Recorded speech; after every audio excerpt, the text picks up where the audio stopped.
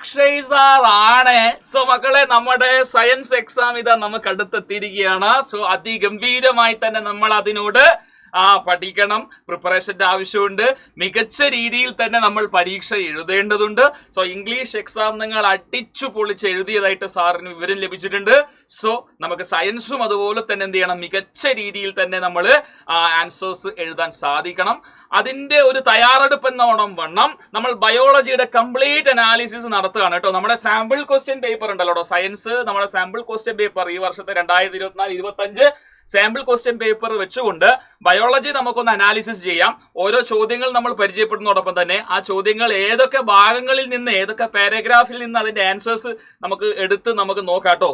അതുമാത്രമല്ല മക്കളെ, നമ്മൾ ഈ ഒരു സാമ്പിൾ ക്വസ്റ്റ്യൻ പേപ്പറിലൂടെ ഓരോ ചാപ്റ്ററിന്റെയും വെയിറ്റേജ് കൂടി നമ്മളൊന്ന് എന്ത് ചെയ്യുന്നുണ്ട്, കൃത്യമായി നമ്മളൊന്ന് വിശകലനം ചെയ്യുന്നു ഉണ്ട് കേട്ടോ. സോ അതുകൊണ്ട് തന്നെ നിങ്ങൾ ചെയ്യേണ്ടത് എന്താണെന്നറിയോ, വീഡിയോ ആദ്യം മുതൽ അവസാനം വരെ കാണുക.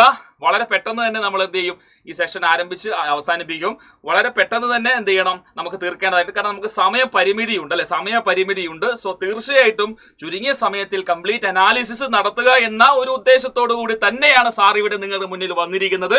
സോ മക്കൾ എന്ത് ചെയ്യുക, വീഡിയോ ആദ്യം മുതൽ അവസാനം വരെ കാണുന്നുണ്ട് എന്ന് ഉറപ്പുവരുത്തുക. അതോടൊപ്പം തന്നെ ഹെൽപ്ഫുൾ ആണെങ്കിൽ നിങ്ങളെ ഫ്രണ്ട്സിലേക്ക് ഷെയർ ചെയ്യാനും ഒരു കാരണവശാലും ആരും എന്ത് ചെയ്യരുത്, മടിക്കരുത്. വളരെ എഫക്റ്റീവായ, വളരെ ഇമ്പോർട്ടന്റ് ആയ ഒരു സെഷൻ ആണെന്നുള്ളത് ഞാൻ ഗ്യാരണ്ടി തരികയാണ് കേട്ടോ. സോ നിങ്ങൾ ശ്രദ്ധിക്കുക, എല്ലാവരും ഒന്ന് ശ്രദ്ധിച്ച്. Science sample question paper 2024-25 biology analysis ആണ്, നമ്മൾ കംപ്ലീറ്റ് അനാലിസിസ് ആണ് ചെയ്യുന്നത്. സോ വളരെ ഹെൽപ്ഫുൾ ആയിരിക്കും കേട്ടോ. സോ നോക്കിക്കേ, നമുക്ക് ഒന്നാമത് ചോദ്യം നോക്കാം. ആദ്യം സെക്ഷൻ എ ആണ്. നിങ്ങൾക്ക് അറിയാം, സെക്ഷൻ എയിൽ ഓരോരോ മാർക്ക് വീതമാണ് നമുക്ക് ചോദിക്കാറുള്ളത്. അതിൽ തന്നെ ഒബ്ജക്റ്റീവ് MCQs ഉണ്ട്, അതുപോലെ തന്നെ അസർഷൻ, റീസണിംഗ് ടൈപ്പ് ക്വസ്റ്റ്യൻസ് ഉണ്ട്. You are familiar with those things. Okay, so നമുക്ക് ക്വസ്റ്റ്യനിലേക്ക് കിടക്കാം. ഫസ്റ്റ് ക്വസ്റ്റ്യൻ നോക്കിക്കേ. The question is, during cellular oxidation of glucose, ATP is produced along with the formation of other products in this reaction. Which of the following event is associated with the production of maximum ATP? Maximum ATP means maximum energy per molecule of glucose during the process. Synthesis of എന്ത് മക്കളെ, നിങ്ങൾ നോക്കിയേ, aerobic റെസ്പിറേഷനിലാണ് maximum ATP ഉണ്ടാകുക. Aerobic respiration, the presence of oxygen. അപ്പൊ നമുക്ക് option നോക്കാം. Ethanol in yeast എന്ന് പറയുമ്പോൾ this is anaerobic. Lactic acid fermentation anaerobic ആണ്. Carbon dioxide produced in ഈസ്റ്റിൽ അഗെയിൻ ആൽക്കഹോളിക് ഫെർമെന്റേഷൻ എനേറോബിക് ആണ്. Carbon dioxide produced in human cell is aerobic respiration. Carbon dioxide മാത്രമല്ല, carbon dioxide water is also produced as a end product in aerobic respiration which happens in the mitochondria. മൈറ്റോകോൺട്രിയയിൽ വെച്ചിട്ടാണ് ആ complete process സംഭവിക്കുന്നത്. ആദ്യം cytoplasm സംഭവിച്ചു, പിന്നെ mitochondria സംഭവിക്കും. So this is the answer. ഇതിന്റെ സൊല്യൂഷൻ ടെക്സ്റ്റ് ബുക്കിൽ ലൈഫ് പ്രോസസ്സിൽ റെസ്പിറേഷൻ പറയുമ്പോൾ ഇവിടെ തന്നെ പറയുന്നുണ്ട്, release of energy in the aerobic process is a lot greater than in the anaerobic process. So clear ആണ്. എയ്റോബിക്കിലാണ് maximum energy. Maximum energy means maximum number of adenosine triphosphate molecule, ATP molecule. സോ അത് തന്നെയാണ് ഇവിടെ കാണിച്ചിരിക്കുന്നതും. മൈറ്റോകോൺട്രിയയിൽ വെച്ച് carbon dioxide is produced, right, with the water and energy. Very simple, very simple. Next question നോക്കിക്കേ, അടുത്ത ചോദ്യം. During which of the following stages of the circulation of blood in a normal human being the oxygenated blood is pumped to all part of the body? Oxygenated blood അയോട്ട വഴി എല്ലാ ഭാഗത്തേക്ക് എത്തുന്നത് due to the contraction of left ventricle. Contraction of left ventricle. അപ്പൊ അതിന്റെ ഉത്തരം നിങ്ങൾക്ക് എല്ലാവർക്കും അറിയാം. അതും നമ്മുടെ ടെക്സ്റ്റ് ബുക്കിൽ വളരെ വ്യക്തമായി തന്നെ നമ്മുടെ സർക്കുലേഷൻ, ട്രാൻസ്പോർട്ടേഷൻ ഇൻ ആനിമൽസ് എന്ന ഭാഗത്ത് പറയുന്നുണ്ട്. When the muscular left ventricle contract, in turn the blood is pumped out of the body, out to the body. ബോഡിയിലേക്ക് പമ്പ് ചെയ്യപ്പെടുന്നു. ഹാർട്ടിൽ നിന്ന് ലെഫ്റ്റ് വെൻട്രിക്കിൾ കോൺട്രാക്ട് ചെയ്യുമ്പോഴാണ് ഓക്സിജനേറ്റഡ് ബ്ലഡ് ശരീരത്തിന്റെ എല്ലാ ഭാഗത്തേക്കും എത്തുന്നതെന്ന് വളരെ വ്യക്തമായി തന്നെ ഈ പാരഗ്രാഫ് നമുക്ക് കാണിച്ചു തരുന്നു. സോ നിങ്ങൾ നോക്കിക്കേ, ടെക്സ്റ്റ് ബുക്ക് എന്നല്ലാതെ വേറെ ഒന്നും ചോദിച്ചിട്ടില്ല. ഓക്കെ, ടെക്സ്റ്റ് ബുക്കിലെ പാരഗ്രാഫ് തന്നെയാണ് ചോദിച്ചിരിക്കുന്ന ചോദ്യം. ഓക്കെ, അടുത്ത ചോദ്യത്തിൽ അടങ്ങാം. Which of the following adaptations in herbivore help in the digestion of cellulose? Herbivore are plant eating animal. അവര് സെല്ലുലോസ് ഡൈജഷൻ ആണ് അവർക്ക് നടക്കേണ്ടത്. സോ ലോങ്ങർ സ്മോൾ ഇൻറ്റസ്റ്റൈൻ എല്ലാവർക്കും ഫെമിലിയർ ആണ്. ഒരുപാട് ചോദ്യങ്ങളിൽ വന്ന ചോദ്യമാണ്. ചോദ്യ പേപ്പറിൽ നിങ്ങൾ കണ്ടിട്ടുണ്ടാവും. And you can expect this question in your public exam also. So ഇവിടെ ലോങ്ങർ സ്മോൾ ഇൻറ്റസ്റ്റൈൻ, ഇതും നിങ്ങളുടെ ലൈഫ് പ്രോസസ്സിൽ വ്യക്തമായിട്ട് ഈ പാരഗ്രാഫിൽ പറയുന്നു. Herbivore eating grass need a longer small intestine to allow the cellulose to be digested. meat is easier to digest, hence carnivore like tiger have got a shorter small intestine. അപ്പോൾ നിർബന്ധമായും ഈ ഒരു ഭാഗം പഠിക്കാതെ ഒരു കുട്ടികളും എന്ത് ചെയ്യരുത്, പരീക്ഷയ്ക്ക് പോരുത്. നമുക്ക് ഏതെങ്കിലും സെറ്റിലായിട്ട് ഈ ഒരു ചോദ്യം നമുക്ക് എക്സ്പെക്ട് ചെയ്യാവുന്നതാണ്. ഓക്കെ, റെഡി അല്ലേ? യെസ്. അടുത്ത ചോദ്യത്തിലെടുക്കാം. നെക്സ്റ്റ് ക്വസ്റ്റ്യൻ ഇതാണ്. Next question, there was a cerebellar dysfunction in a patient. സെറിബെല്ലത്തിന് പ്രശ്നമുണ്ട്, ഫങ്ഷനിങ് ചെയ്യുന്നില്ല. which of the following activity will get disturbed in the patient?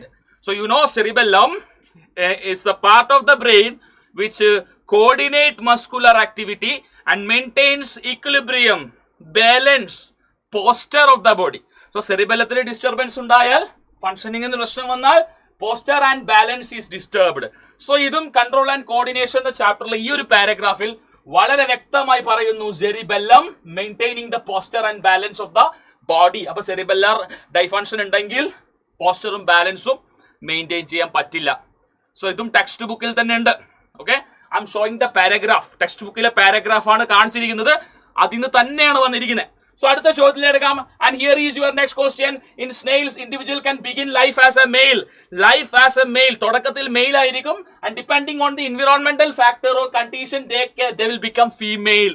So initially they were male and depending upon the environmental condition, they may become female. So what is the reason for that? ഇവരിൽ sex is not genetically determined. അതാണ് reason കേട്ടോ. ഇവരെ ക്രോമസോമോ അല്ലെങ്കിൽ ആ പറയുന്ന കാര്യങ്ങളൊന്നും തന്നെയല്ല എന്ത് പറയുന്നത് ഡിറ്റർമൈൻ ചെയ്യുന്നത്, ജനറ്റിക്കലി ഡിറ്റർമൈൻഡ് അല്ല, മറിച്ച് എൻവിറോൺമെന്റൽ കണ്ടീഷൻസ് ആണ് ഇവരുടെ സെക്സ് ഡിറ്റർമൈൻ ചെയ്യുന്നത്. So this is the answer. Sex is not determined, genetically determined in snails. ഇതും വളരെ വ്യക്തമായി ഹെറിഡിറ്റിയിലെ സെക്സ് ഡിറ്റർമിനേഷൻ എന്ന ഈ ഒരു പാരഗ്രാഫിൽ വളരെ വ്യക്തമായി തന്നെ കൊടുത്തിട്ടുണ്ട്. In other animals such as snails individual can change the sex, indicating, നോക്കിക്കേ, indicating sex is not genetically determined. അവിടുത്തെ ഓപ്ഷനിൽ എന്താണ്ട് sex is not genetically determined. കണ്ടോ, ടെക്സ്റ്റ് ബുക്ക് തന്നെയല്ലേ ചോദിച്ചേ? യെസ്. അപ്പോ ഓരോ പാരഗ്രാഫ് വായിക്കുന്നതിന്റെ ഇമ്പോർട്ടൻസ് ആണ് ഞാൻ ഈ പറഞ്ഞിരിക്കുന്നത് കേട്ടോ. സോ അടുത്ത ചോദ്യത്തിലടക്കാം. Next question, assertion reasoning. Generally number of chromosomes in a cell and in a germ cell is not same in species. Yes, not same. Germ സെല്ലിലേക്ക് വരുമ്പോൾ, ഗമീറ്റിലേക്ക് വരുമ്പോൾ half the number of chromosome മാത്രമേ ഉണ്ടാവുള്ളൂ, അല്ലേ? So for example, if a human male contains 46 number of chromosome, he produces sperm which contain only 23 chromosome. So half the number of chromosome. Meiotic division happens there. Meiosis happens. Reduction division. So half the number of chromosome will be carried to the gamete. And if we consider human female, she produces ovum or egg. She is having 46 number of chromosome, but the egg or ovum released from her ovary consists of only 23 chromosome because of the reduction division or meiotic division. So the statement is correct only. അത് നമുക്ക് വളരെ വ്യക്തമായി correct ആണെന്ന് പറയാം. അതിവിടെ പറയുന്നുമുണ്ട്. രണ്ടാമത്തെ reason നോക്കാം. When two germ cell combine, രണ്ട് germ cells, രണ്ട് ഗമീറ്റുകൾ കമ്പൈൻ ചെയ്യുന്നു, they restore the normal number of chromosome. Definitely yes. Sperm fusing with ovum, both are having 23 chromosome each. When they fuse together, രണ്ടുപേരും fuse ആയി, zygote is formed with a 46 number of chromosome. The chromosome number of the species is retained, regained. So this is also correct. So assertion correct, reason correct, and reason is a correct explanation of assertion. So അതാണ് ഇവിടുത്തെ answer ആയിട്ട് വരേണ്ടത്. So ഇവിടെ നമുക്ക് വളരെ കൃത്യമായിട്ട് കാണിച്ചിട്ടുണ്ട്.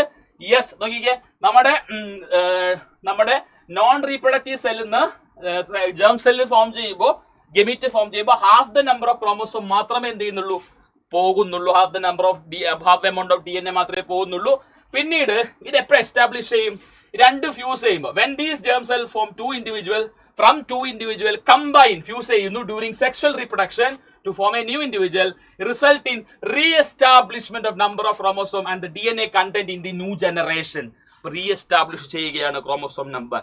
Okay അല്ലേ? സോ വളരെ കൃത്യമായി തന്നെ ഈ പാരഗ്രാഫിൽ കാര്യങ്ങളെല്ലാം തന്നെ വിശദീകരിക്കുന്നുണ്ടെന്ന് നിങ്ങൾക്ക് മനസ്സിലായോ? അടുത്ത ചോദ്യത്തിലടക്കാം. ഇതാണ് അടുത്ത ചോദ്യം. അസർഷൻ റീസണിംഗ് ആണ്. Again assertion reasoning. If lions are removed from A food chain, it will not affect the food chain. However, if plants are removed from food chain, it will disturb the ecosystem. മക്കളെ, ഈ statement ശരിയാണ്.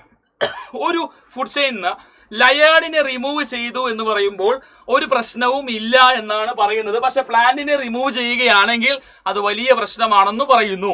ഇവിടെ മക്കളെ മനസ്സിലാക്കുക, ഒരു food ചെയിനില് ഓരോ ഓർഗാനിസത്തിനും അതിൻ്റെതായ importance ഉണ്ട്, ഓരോ ട്രോഫിക് ലെവലിനും അതിൻ്റെതായ പ്രാധാന്യമുണ്ട്.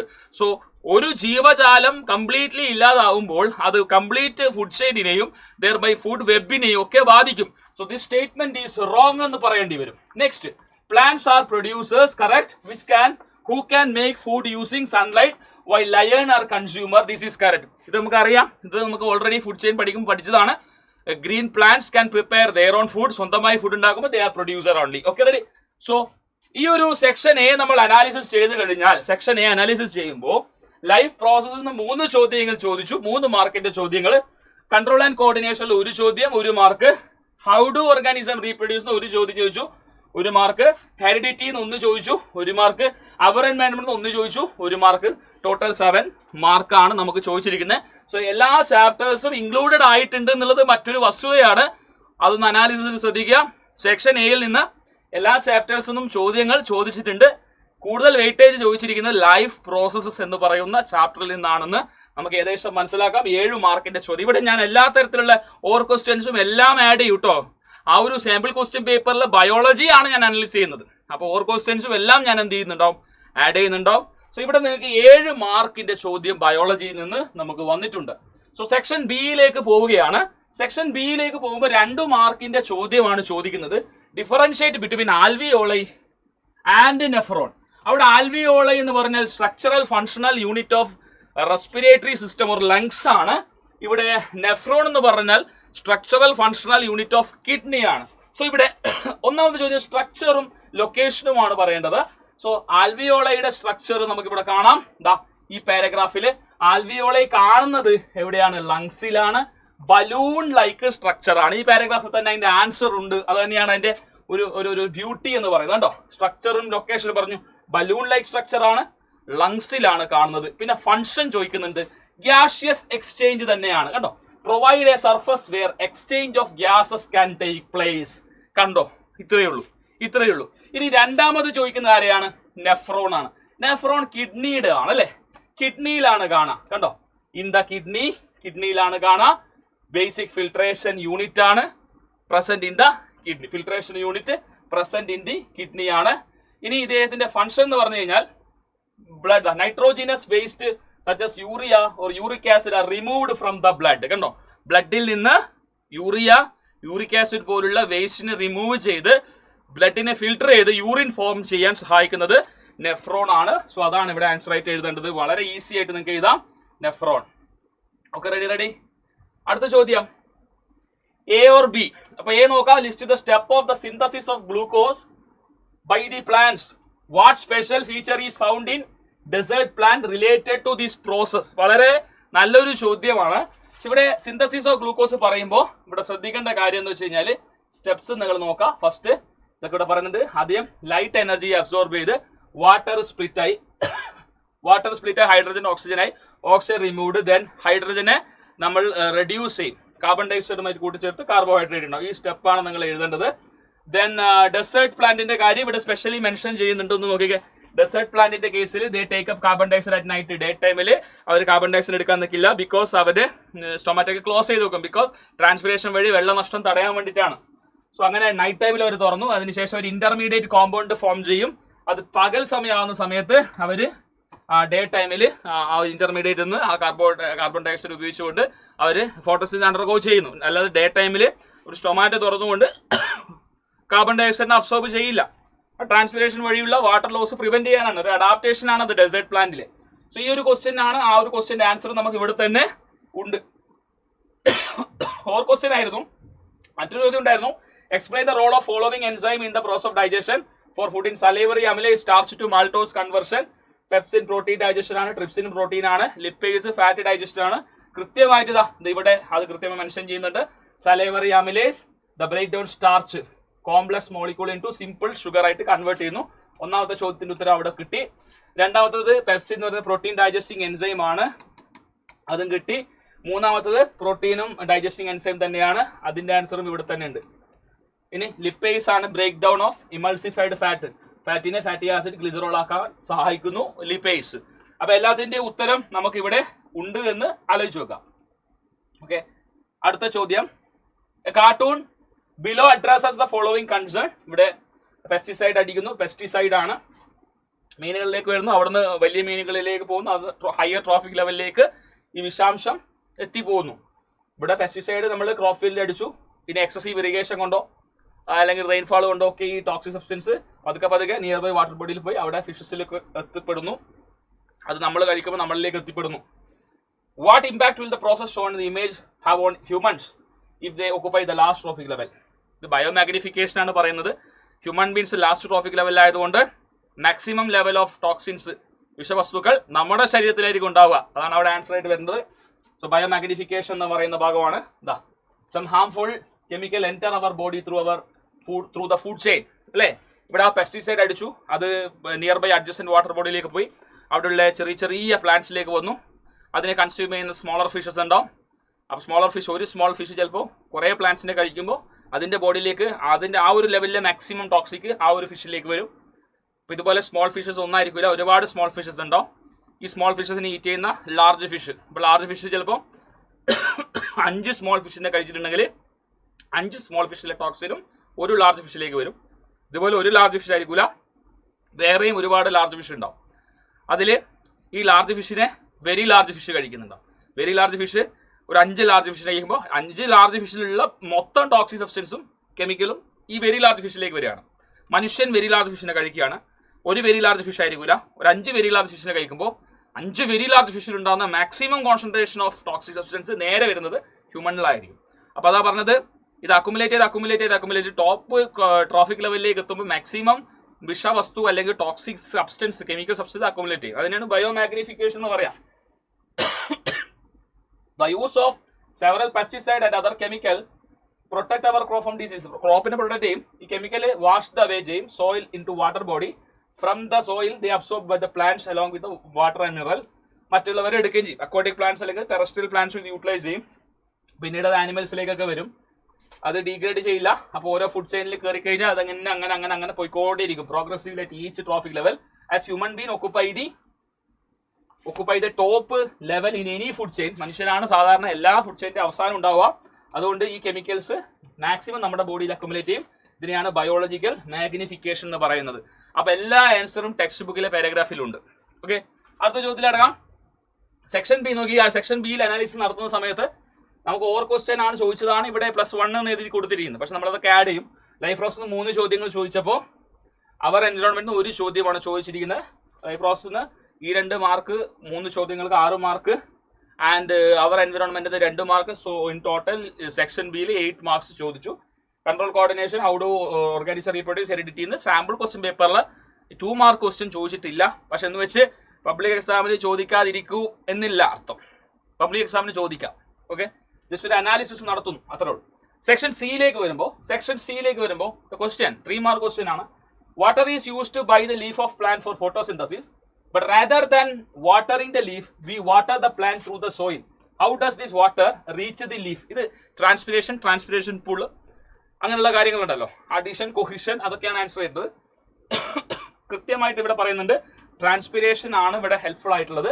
Provided that plant has an adequate supply of water, the water which is lost through the stomata is replaced by water from the xylem vessel in the leaf. അതായത് വെള്ളം മുകളിൽ കൂടെ നഷ്ടപ്പെട്ടുകൊണ്ടിരിക്കുകയാണ് ട്രാൻസ്പിരേഷൻ. മീൻ while ഒരു pressure difference create ചെയ്ത് ഒരു suction force വന്നുകൊണ്ട് അവിടെ നമ്മുടെ സൈലം വെസലിനകത്തൂടെ റൂട്ട് അബ്സോർബ് ചെയ്ത വെള്ളം നേരെ മുകളിലേക്ക് പോവാണ്. റൂട്ട് പ്രഷർ ഇൻഡീഡ് ഹെൽപ്പ് ചെയ്യുന്നുണ്ട്. ദെൻ ഈ ട്രാൻസ്പിരേഷൻ പുള്ള് വഴി വെള്ളം മുകളിലേക്ക് എത്തുകയാണ്. In fact evaporation of water molecule from the cells of leaf create A suction which pulls the water from the xylem cell of the root. And the loss of this water from the form of vapor from aerial part of the plant is known as transpiration. The process is referred to as transpiration. Transpiration helps in the absorption and upward movement of water and mineral dissolved in it from the roots to the leaf. Root in the leaf lekana pondadu. Water leaf leke ponam because leaf il vechana photos nadakkanadu. Adil contribute cheyna mattoru karyam root pressure koodiyana. Root pressure idana ningal answer aayittu ezhudanda ketto. എല്ലാം നമ്മുടെ text ബുക്കിൽ വളരെ വ്യക്തമായി തന്നെ ഇതിന്റെ answers കൊടുത്തിട്ടുണ്ട്. Okay, അടുത്തത് in a family of 4 individual father possessed long ear, mother possessed short ear, ഇത് parent had pure dominant and recessive trait. അപ്പോൾ ഞാൻ ഒന്ന് നോക്കാം, ഇവിടെ ഒരു ബ്ലാങ്ക് സ്ലൈഡ്. അപ്പോൾ പറഞ്ഞിരിക്കുന്നത് എന്താണ്, ഇവിടെ ജസ്റ്റ് നോക്കാം. ഫാദർ ആണ് പറഞ്ഞിരിക്കുന്നത്. ഫാദറിന് ലോങ് ഇയർ ഉണ്ട്, മദറിന് ഷോർട്ട് ഇയർ ആണെന്ന് പറയുന്നു. And also it's mentioned that pure dominant pure recessive homozygous condition. അപ്പോൾ ഹോമോസൈഗസ് കണ്ടീഷൻ ആണ്. അപ്പോൾ ഈ ക്യാപിറ്റൽ എൽ എന്നത് ഞാൻ ലോങ്നെസ്സിന് ലോങ് ഇയറിനെ റെപ്രസെന്റ് ചെയ്യുന്ന അലീലായിട്ട് സൂചിപ്പിക്കുകയാണ്. So capital L cross with small L എന്ന് പറയുന്നത് ഷോർട്ട് ഇയറിനെ റെപ്രസെന്റ് ചെയ്യുന്ന അലീലാണ് small L. This is recessive. Homozygous condition എന്ന് പറയുമ്പോൾ 2 allele same and this is long. Okay, ഞാൻ പ്രത്യേകം അത് എഴുതി വെക്കാം. ലോങ് ഇയർ ആണ് ഫാദറിന് കേട്ടോ, ലോങ് ഇയർ. ആൻഡ് മദറിന് ഷോർട്ട് ഇയർ ആണ്. റെഡി. ഇനി അടുത്ത സ്റ്റെപ്പ് എന്താ, ഗമീറ്റ്സ് എഴുതുക.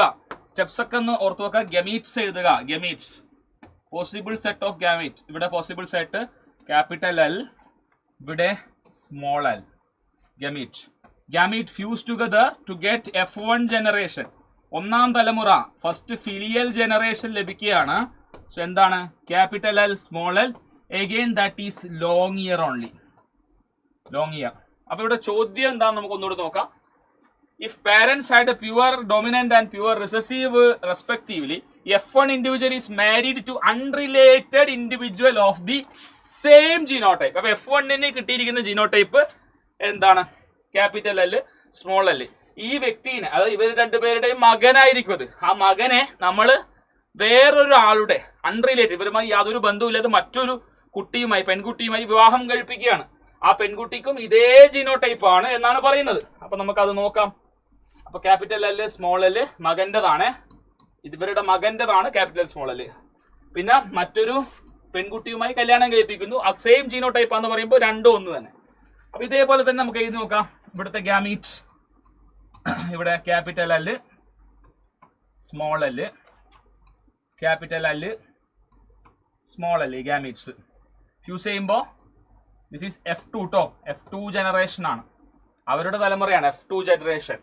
സോ ക്യാപിറ്റൽ ഫ്യൂസ് ചെയ്ത് ക്യാപിറ്റൽ കിട്ടും. ദാറ്റ് ഈസ് ലോങ് ഇയർ ആണ്, ലോങ് ആണ്. Then capital L small L fuse ചെയ്തു, അതും ലോങ് ആണ്.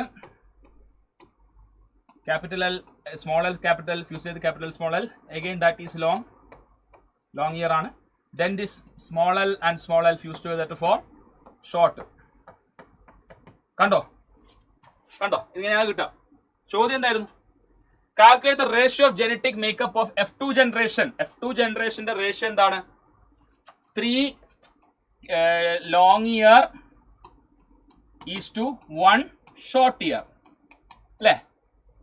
3:1, that is phenotypic ratio. Genetic makeup genotypic ratio എന്താണ്, ജീനോടൈപ്പിക് റേഷ്യോ എന്താ, F2 ഇതാണ് കേട്ടോ. F2 എന്താ കിട്ടിയേ നോക്കിക്കേ,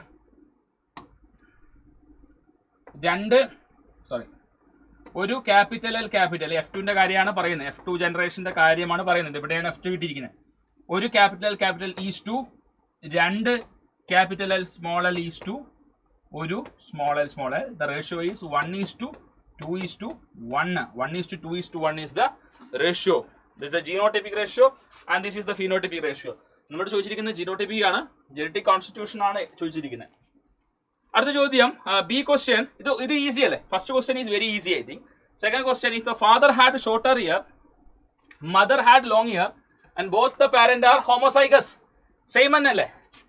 four allelic pair of gene explain what effect will have the ratio. Same ആയിരിക്കും, വലിയ വ്യത്യാസമില്ല. അതായത് നേരത്തെ ഫാദർ എന്നുള്ളത് മദർ ആക്കാം, മദർ എന്നുള്ള ഫാദർ ആക്കാം, ബാക്കിയൊക്കെ സെയിം ആണ്. സോ സെയിം റേഷ്യോ ആണ്, ഒരു ചേഞ്ചും അവിടെ സംഭവിക്കുന്നില്ല. If F1 individual is married to unrelated, same ആണ് കേട്ടോ, ഒരു വ്യത്യാസമില്ല, സെയിം. ഫാദർ അങ്ങോട്ടും മദർ അങ്ങോട്ടും. മദറിന് ഷോർട്ട് ഇയർ, നേരത്തെ ആദ്യ കേസ് മദറിന് ഷോർട്ട്, ആ ഫാദറിന് ലോങ്. രണ്ടാമത്തെ കേസ് ചോദിക്കുന്നത് നേരെ തിരിച്ച്, മദറിന് ലോങ്ങും ഫാദറിന് ഷോർട്ടും ആണെങ്കിലും സെയിം തന്നെയാണ്. ബിക്കോസ് ഹോമോസൈഗസ് കണ്ടീഷൻ തന്നെയാണ് അവിടെ ആയാലും ഇവിടെ ആയാലും. ഇവിടെ പ്യുവർ ഡോമിനന്റ് പ്യുവർ റിസസീവ് എന്ന് പറഞ്ഞാൽ അത് ഹോമോസൈഗസ് കണ്ടീഷൻ ആണ്. ഓക്കെ, കൺഫ്യൂഷൻ ഉണ്ടാവരുത് കേട്ടോ. ഓക്കെ, അപ്പൊ ഇവിടെ സെക്ഷൻ സിയിൽ നിന്ന് നമുക്ക് ലൈഫ് പ്രോസസ് എന്നൊരു ചോദ്യവും ഹെറിഡിറ്റിയിൽ നിന്ന് ഒരു ചോദ്യം ചോദിച്ചു. ലൈഫ് പ്രോസസ്സിൽ 3 മാർക്ക്, ഹെറിഡിറ്റിയിൽ നിന്ന് 3 മാർക്ക്. ഓവറോൾ 6 മാർക്ക് ക്വസ്റ്റ്യൻ ആണ് ചോദിച്ചിരിക്കുന്നത്. 6 മാർക്ക് ക്വസ്റ്റ്യൻ ആണ് നമുക്ക് മൊത്തത്തിൽ ചോദിച്ചിരിക്കുന്നത്. സോ നെക്സ്റ്റ് എന്ന് പറയുന്നത് section D which comprises 5 mark question. And the question ഇതാണ്. എന്താണ് ക്വസ്റ്റ്യൻ? സോ ഇവിടെ 2 ക്വസ്റ്റ്യൻസ് ഉണ്ട് കേട്ടോ.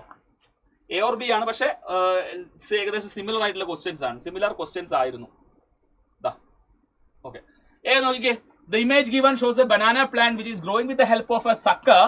The sucker has small plant outgrowth. നിങ്ങൾക്ക് അറിയാം, വാഴയുടെ കന്നിൽ നിന്ന് സക്കേഴ്സ് വരുന്നത് കണ്ടിട്ടുണ്ടാവും. ചെറിയ ചെറിയ പ്ലാന്റ്ലെറ്റ്സ് ഇങ്ങനെ വരുന്നതായിട്ട് നിങ്ങൾ കണ്ടിട്ടുണ്ട്. ഇതിനാണ് സക്കേഴ്സ് എന്ന് പറയാം. Okay, they can be separated from the main plant and planted separately. നിങ്ങൾക്ക് അറിയാവുന്നല്ലേ, വാഴ കൃഷി ചെയ്യുന്നത് നിങ്ങൾ അറിയാം, കണ്ടിട്ടുണ്ടാവും അല്ലെ, നിങ്ങളുടെ വീട്ടിലൊക്കെ ഉണ്ടാവും. വാഴയിൽ നിന്ന് സക്കേഴ്സ് വരും, അത് നമുക്ക് കുറിച്ചെടുത്താൽ വാഴ കന്ന് നമ്മളിങ്ങനെ കട്ട് ചെയ്ത് നമുക്ക് വേറെ വളർത്തെ എടുക്കാൻ പറ്റും. ക്വസ്റ്റ്യൻ ഒന്നുമല്ല. Give the name and type of reproduction. Sexual reproduction ആണ്.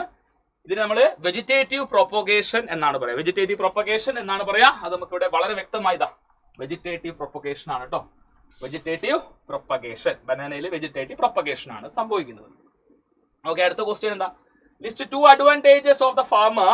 Advantages the farmer will have on using the type of reproduction mentioned above. വെജിറ്റേറ്റീവ് പ്രൊപ്പഗേഷന്റെ അഡ്വാൻറ്റേജസ് നോക്കി കഴിഞ്ഞാൽ ഫസ്റ്റ് അഡ്വാൻറ്റേജ് ഇത് തന്നെയാണ്. Can be a fruit and flower earlier than those produce from the seeds. Sexual reproduction seeds വഴി ഉണ്ടാകുന്നതിനേക്കാൾ മുന്നേ പൂവും കായൊക്കെ ഉണ്ടാവും. First advantage. സെക്കൻഡ് അഡ്വാൻറ്റേജ് ഇത് പറയാം. എന്താ advantage of vegetative propagation is that all plants produced are genetically similar enough to the parent plant to have all of its character. പാരന്റിന്റെ എല്ലാ ക്യാരക്ടറും കൊണ്ടുവരാൻ വേണ്ടി വേരിയേഷൻസ് കുറവായിരിക്കും. ബിക്കോസ് അസെക്ഷൽ അല്ലേ, വേരിയേഷൻസ് കുറവായിരിക്കും. Parent എന്തൊക്കെ ഡിസൈഡ് ക്യാരക്ടർ ഉണ്ടോ അതൊക്കെ കംപ്ലീറ്റ് ഓസ്പ്രിംഗിലേക്ക് കൊണ്ടുവരാൻ സഹായിക്കും. അതാണ് സെക്കൻഡ് അഡ്വാൻറ്റേജ് ആയിട്ട് പറയുന്നത്. ഇതും ടെക്സ്റ്റ് ബുക്കിൽ തന്നെ മെൻഷൻഡ് ആണ്. The above plant produces male flower produce ചെയ്യും. Explain how this plant will involved in the process of pollination. അപ്പൊ ഇത് യൂണിസെക്ഷൽ ഫ്ലവർ ആണ്. അപ്പൊ മെയിൻ ഫ്ലവർ മാത്രമേ ഉള്ളൂ എന്നാ പറഞ്ഞേ. അപ്പൊ അവിടെ ക്രോസ് പോളിനേഷൻ ആണ് ഹെൽപ്ഫുൾ. ക്രോസ് പോളിനേഷൻ അല്ലെ, സെൽഫ് പോളിനേഷൻ നടക്കൂല. ബിക്കോസ് അവിടെ എന്താണ്, മെയിൻ ഫ്ലവർ മാത്രമാണ് അല്ലെ, സ്റ്റാമിനേറ്റ് ഫ്ലവറാ, സ്റ്റേമൻസ് മാത്രമേ ഉള്ളൂ, പിസ്റ്റിലില്ല. അപ്പൊ അതുകൊണ്ട് തന്നെ ഇവിടെ നിന്ന് സംഭവിക്കും, ഇവിടുത്തെ പോളൻ ഗ്രെയിന് മറ്റൊരു ചെടി അല്ലെ, മറ്റൊരു ചെടിയിലെ ഫീമെയിൽ ഫ്ലവറിലേക്ക് വരണം. സോ ഇവിടെ ക്രോസ് പോളിനേഷൻ ആണ് അഭിവാമ്യം. Why is the offspring of this banana plant is not absolutely identical to the parent plant. അപ്പൊ പോളിനേഷൻ നടക്കുമ്പോൾ തീർച്ചയായിട്ടും അവിടെ വേരിയേഷൻസ് ഉണ്ടാവും. പോളിനേഷൻ എന്ന് പറയുമ്പോൾ സെക്ഷൽ റീപ്രൊഡക്ഷൻ ആണ്. സെക്ഷൽ റീപ്രൊഡക്ഷൻ നടക്കുകയാണെന്നുണ്ടെങ്കിൽ അവിടെ വേരിയേഷൻസ് ഉണ്ടാവും അല്ലെ. ഈവൺ ഇപ്പോൾ അസെക്ഷൽ ഈ ഒരു കേസിൽ പോലും സക്കർ ഉപയോഗിച്ചുകൊണ്ട് ചെയ്യുമ്പോൾ പോലും സെക്ഷൽ റീപ്രൊഡക്ഷൻ ആണ്. സിംഗിൾ പാരന്റ് ഇൻവോൾവ് ആണെങ്കിൽ പോലും അവിടെ ചെറിയ രീതിയിൽ നമ്മുടെ DNA കോപ്പി ചെയ്യപ്പെടുന്നുണ്ട്. ഈ DNA കോപ്പി ചെയ്യപ്പെടുന്ന സമയത്ത്, ഇവിടെയൊക്കെ നമ്മൾ DNA കോപ്പി ചെയ്യപ്പെടുന്ന സമയത്ത് തീർച്ചയായിട്ടും വേരിയേഷൻസ്, ചെറിയ രീതിയിലുള്ള വേരിയേഷൻസ് അവിടെ ഉണ്ടാവും. The image below shows a developing fetus. Developing fetus in the mother's womb. The developing fetus is connected to the placenta by means of umbilical cord. Placenta, this is placenta. This is the developing fetus. കുഞ്ഞ് വളരെയാണ് in amniotic fluid. ഒരു amniotic fluidനകത്ത് കുഞ്ഞ് വളരുന്നത്. And placenta is connected with the umbilical cord. പൊക്കിൾക്കൊടി ബന്ധമാണ്, പൊക്കിൾക്കൊടി.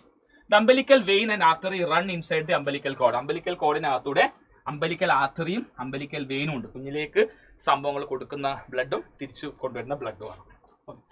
Name 2 substance that moves through the blood vessel. Blood വെസലിലൂടെ, അതായത് കുഞ്ഞിലേക്ക് proteins, അതായത് നമ്മുടെ ന്യൂട്രിയൻസ് കൊടുക്കാം, ഓക്സിജൻ കൊടുക്കാം, വേസ്റ്റ് മെറ്റീരിയൽസ് കളക്ട് ചെയ്യാം. അതൊക്കെയാണ് ആൻസർ ചെയ്യുന്നത് കേട്ടോ. The placenta has less villi. How will it affect the babies growth. ഇവിടെ വില്ലസ് ഉണ്ട്, അതായത് കണക്ഷൻ. നമുക്ക് മാക്സിമം കുഞ്ഞിലേക്ക് സാധനങ്ങൾ എത്തിക്കണമെങ്കിൽ വില്ലസുകൾ ധാരാളമായി ഉണ്ടാവണം. മാക്സിമം സർഫസ് ഏരിയ കിട്ടും, മാക്സിമം ഈ ന്യൂട്രിയൻസും ഓക്സിജനും ഒക്കെ കുഞ്ഞിന് കൊടുക്കാൻ വേണ്ടി പറ്റും. അപ്പൊ ലെസർ നമ്പർ ആണെങ്കിൽ ഈ മെറ്റീരിയൽ എക്സ്ചേഞ്ച് അത്രത്തോളം കുറയും. Name the region where the embryo develop inside the female body. Uterus ആണ്, യൂട്രസ്. ഇതിന്റെ എക്സ്പ്ലനേഷൻ നോക്കി കഴിഞ്ഞാൽ നമ്മൾ കൊടുക്കുന്ന സാധനങ്ങൾ ഗ്ലൂക്കോസും ഓക്സിജനും കൊടുക്കും കുഞ്ഞിന്. ഈ വില്ലസ് എന്താ കൊടുക്കുക, ലാർജർ സർഫസ് ഏരിയ കൊടുക്കും. അപ്പൊ മറ്റേ ക്വസ്റ്റ്യൻ എന്തായിരുന്നു, ലെസ്. ഈ ഒരു ക്വസ്റ്റ്യൻ നോക്കിയേ, എന്താ ഇവിടെ രണ്ടാമത്തെ ചോദ്യം നോക്കിയാൽ ലെസ് വില്ലസ് ആണെങ്കിൽ എന്ത് സംഭവിക്കും, മെറ്റീരിയൽ അധികം ഒന്നും കൊടുക്കാൻ പറ്റില്ല, വേസ്റ്റ് ജനറേറ്റ് ചെയ്യുന്നുണ്ട് കേട്ടോ. അതും നമുക്ക് മെറ്റീരിയൽ ആയിട്ട് പറയാം. ദെൻ കുഞ്ഞ് എവിടെ വളരുന്നത്, യൂട്രസ്, ഗർഭപാത്രത്തിൽ, ഗർഭാശയത്തിലാണ് വളരുക. അടുത്ത question, explain how this region is adapted for nourishing the baby. അപ്പൊ അതാണ് നമ്മൾ നേരത്തെ പറഞ്ഞത്. ഈ പറഞ്ഞിരിക്കുന്ന പ്ലാസെന്റ, പിന്നെ ഇവിടെ നോക്കിക്കഴിഞ്ഞാൽ മനസ്സിലാക്കും കുഞ്ഞിലേക്ക് അംബലിക്കൽ കോഡ് വഴി ബന്ധിപ്പിച്ചിരിക്കുകയാണ്. അമ്മ കഴിക്കുന്ന ഫുഡ് ആ ന്യൂട്രിയൻസ് തന്നെയാണ് കുഞ്ഞിലേക്ക് വരുന്നത്. ഓക്കെ, അതുപോലെ കുഞ്ഞ് പ്രൊഡ്യൂസ് ചെയ്യുന്ന വേസ്റ്റും അമ്മയുടെ ബോഡിയിൽ കൂടി തന്നെയാണ് റിമൂവ് ചെയ്യപ്പെടുന്നത്. Some of the fetal cells fall in to the amniotic fluid and can be collected by careful procedure. The cells were screened and found to be containing XY chromosome. അതായത് ഇവിടെ ഒരു സിറിഞ്ച് എടുത്ത് ഈ fluid, കുഞ്ഞ് വളരുന്ന ഒരു fluid ഉണ്ട്, amniotic fluid. ഈ ആംനിയോട്ടിക് ഫ്ലൂയിഡിൽ കുഞ്ഞിന്റെ ശരീരത്തിൽ നിന്നുള്ള സെല്ലുകൾ അതിലേക്ക് ചെറുങ്ങനെ സെല്ലുകൾ പോകും. അപ്പൊ amniotic fluid amniocentesis, amniotic fluid collect ചെയ്തിട്ട് പിന്നെ സെല്ലിലെ ക്രോമസോം പാറ്റേൺ ഐഡന്റിഫൈ ചെയ്ത് കുട്ടി ആണാണോ പെണ്ണാണോ എന്ന് തീരുമാനിക്കാൻ പറ്റും. അപ്പൊ അങ്ങനെ XY ക്രോമസോം പാറ്റേൺ XY ആണെന്ന് കണ്ടെത്തി. അങ്ങനെയാണെങ്കിൽ സെക്സ് ഓഫ് ദ ഫീറ്റസ് എന്തായിരിക്കും? ബോയ് ആണ്, അല്ലെ? ബോയ് ചൈൽഡ് ആണ്, മെയിൽ ആണ്. How is prenatal sex determination misused? ഇങ്ങനെ സെക്സ് ഡിറ്റർമൈൻ ചെയ്യുന്നത് കുറെ ആൾക്കാർ മിസ്യൂസ് ചെയ്യുന്നുണ്ട്. എങ്ങനെയാണ്? പെൺകുട്ടിയാണെന്ന് കാണുകയാണെങ്കിൽ, കുഞ്ഞിനെ സെക്സ് ഡിറ്റർമൈൻ ചെയ്ത് അത് പെൺകുട്ടിയാണെന്ന് കാണുകയാണെങ്കിൽ അവർ പെൺകുട്ടികളെ കൊല്ലും. ഫീമെയിൽ ഫീറ്റിസൈഡ് ആണ് അതിന്റെ ആൻസർ കേട്ടോ. ഫീമെയിൽ ഫീറ്റിസൈഡ്, പെൺ ശിശു ഹത്യ സംഭവിക്കുന്നു. പെൺകുട്ടികളാണെങ്കിൽ അവരെ കുഞ്ഞിനെ കൊന്നു കളയുന്ന സാഹചര്യം. പല കാരണങ്ങൾ കൊണ്ട് അങ്ങനെ ചെയ്യാറുണ്ട്. പെൺകുട്ടികൾ ബാധ്യതയാവും, അല്ലെങ്കിൽ അവർക്ക് ചിലവ് കൂടുതലാണ്, അവർ മറ്റൊരു വീട്ടിൽ പോകേണ്ടതാണ്, നമ്മുടെ കുടുംബത്തിന് കാര്യമായ ഒരു ബെനിഫിറ്റ് ഇല്ല എന്ന് അവർ മുന്നിൽ കാണും. അവർ തെറ്റായ ഒരു ധാരണ മുന്നിൽ കണ്ടുകൊണ്ട് അവർ പെൺകുട്ടികളെ എന്ത് ചെയ്യുന്നു? കൊല്ലുന്നു. ആ ഒരു പ്രശ്നമാണ് ഇവിടെ പ്രീനാറ്റൽ സെക്സ് ഡിറ്റർമിനേഷൻ മിസ്യൂസ് ചെയ്യപ്പെടുന്നത്. ഓക്കെ, അപ്പൊ ഇവിടെ സെക്ഷൻ ഡിയിൽ നിന്ന് നമുക്ക് ഹൗ ഡു ഓർഗാനിസം റീപ്രൊഡ്യൂസ് എന്ന 2 ചോദ്യങ്ങളിൽ ഒന്ന് ഓർ ക്വസ്റ്റ്യൻ ആയിരുന്നു. അങ്ങനെ 10 മാർക്കിന്റെ ചോദ്യം. ഒന്ന് മാത്രം നിങ്ങൾ എഴുതണ്ടു, 5 മാർക്കിനെ എഴുതണ്ടു, പക്ഷെ 10 മാർക്കിന്റെ ചോദ്യം അവിടെ നിങ്ങൾക്ക് ചോദിച്ചു സെക്ഷൻ ഡിയിൽ നിന്ന്. ഇനി സെക്ഷൻ ഇ എന്ന് പറയുമ്പോൾ നമ്മുടെ കേസ് സ്റ്റഡി ആണ്. കേസ് സ്റ്റഡിയിൽ നിന്ന് ചോദിച്ച ചോദ്യം, Mohan and Rohit observed the shoot of plant growing in the shade bend towards the sunlight, phototropism, whereas leaf of touch me not Mimosa pudica plant fold and droop soon after touching, that is the monastic movement. They were curious to know how these movements occur in the plants. Okay, the statement തന്നിരിക്കുന്നു. So this is a case study question. So you can see the figure okay, a plant shoot is bending towards the light, and here it's Mimosa pudica, touch me not, once it is touched it is drooping. In order to help them understand the movement in plant, answer the following question. Here either A or B unit, right? What causes the bending of shoot in the plant as shown in the figure? Bending of shoot ന് കാരണം എന്താ? Light, ഒരു സൈഡിൽ നിന്ന് light വരുന്നു. അപ്പോൾ light അടിക്കുന്ന region ശ്രദ്ധിക്കുക. അതായത് ഒരു ബ്ലാങ്ക് സ്ലൈഡ് വേണം. ഓക്കെ, ഇവിടെ നോക്കാം. ഇവിടെ this is the shoot.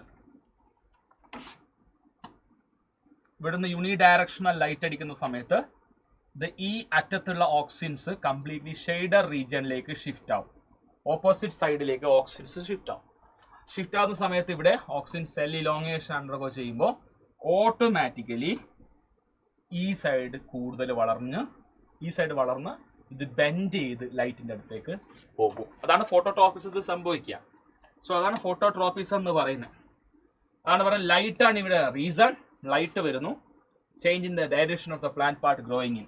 Okay, phototropic movement, shoot respond by bending towards the right. Auxin ആണ് അവിടെ റെസ്പോൺസിബിൾ പ്ലാന്റ് ഹോർമോൺ എന്ന് പറയുന്നത്. സി ഓക്സിൻ കണ്ടോ, auxin growing part detect light. Auxin synthesised at shoot tip help the cell to get longer when the light is coming from one side of the plant. ഒരു സൈഡിൽ നിന്ന് light ഇങ്ങനെ വരുന്ന സമയത്ത് auxin diffuses towards the shady region. Light ഈ സൈഡിൽ നിന്ന്, അപ്പോൾ ഷെയ്ഡി റീജിയൻ ഇപ്പുറം. അപ്പോൾ ഓക്സിൻസ് നേരെ അപ്പുറത്തേക്ക് പോകും. അവിടെ സെൽ ഇലോങ്ങേഷൻ സംഭവിക്കും. Cells to grow longer. അവിടെ സെൽ ഇലോങ്ങേഷൻ സംഭവിക്കുമ്പോൾ automatically shoot tip bend towards the light which is away from the light, അല്ലേ? ആ സമയത്ത് ഇവിടെ അവേ ഫ്രം ദ ലൈറ്റ് ഇവിടെ ഗ്രോത്ത് സംഭവിച്ചു.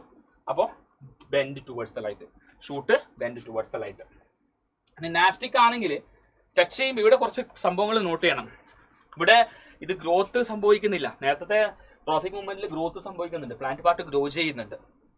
പക്ഷെ ഇവിടെ ഗ്രോത്ത് സംഭവിക്കുന്നില്ല. ഇവിടെ നമ്മൾ ടച്ച് ചെയ്യുന്നു. The information that a touch has occurred must be communicated. The plant to use electrical chemical. ഇത് ഇമ്പോർട്ടന്റ് ആയിട്ട് നിങ്ങൾ ഇൻക്ലൂഡ് ചെയ്യേണ്ട പോയിന്റ് ആണ്.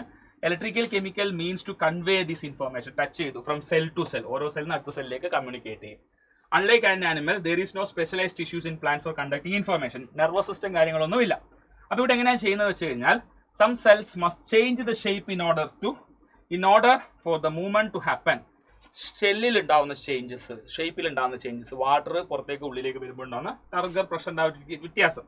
Instead the specialised protein found in ആനിമലിൽ മസിൽ സെല്ലിലൊക്കെ പ്രോട്ടീൻ ഉണ്ട്. പ്ലാന്റ് സെല്ലിൽ ഷേപ്പ് ചേഞ്ച് ചെയ്യുന്ന എങ്ങനെയാണ്? Amount of water in them, water ഉള്ളിലേക്ക് കയറുമ്പോൾ ടർജിഡ് ആവും, വാട്ടർ പുറത്തേക്ക് പോകുമ്പോൾ ഫ്ലാക്സിഡ് ആവും. അത് തന്നെയാണ് ഇവിടെ ടച്ച് മീ നോഡിൽ സംഭവിക്കുന്നത്. ടച്ച് ചെയ്യുമ്പോൾ ഡ്രോപ്പ് ചെയ്ത് വാട്ടർ മൊത്തം പൾവൈനസിലേക്ക് സ്റ്റോർ ചെയ്യപ്പെടുകയാണ് ചെയ്യുന്നത്. അതാണ് ഇവിടെ തിഗ്മോനാസ്റ്റിക് സഹായിക്കുന്നത്. ടച്ച് ചെയ്യുമ്പോഴാണ് സംഭവിക്കുക, തിഗ്മോനാസ്റ്റിക് മൂവ്മെന്റ് ആണ്. തിഗ്മോനാസ്റ്റിക് മൂവ്മെന്റ്. ക്വസ്റ്റ്യൻ വേറെ എന്തോ ഉണ്ടായിരുന്നു, നോക്കട്ടെ.